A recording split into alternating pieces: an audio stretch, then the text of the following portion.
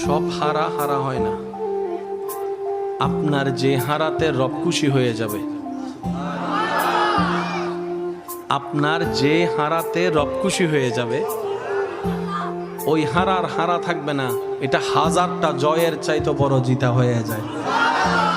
মনে রাখবেন, রবের সন্তুষ্টির জন্য যা ছেড়ে দেওয়া হয়, রবের সন্তুষ্টির জন্য যা বাদ দেওয়া হয়, রবের সন্তুষ্টির জন্য যা থেকে দূরে থাকা হয়, রবের সন্তুষ্টির জন্য যা আপনি বাদ দিবেন, তার চাইতে হাজার গুণ কল্যাণকর নিয়ামত রব্বুল আলামিন আপনাকে দিবেনই দিবেন সময় সাপেক্ষে।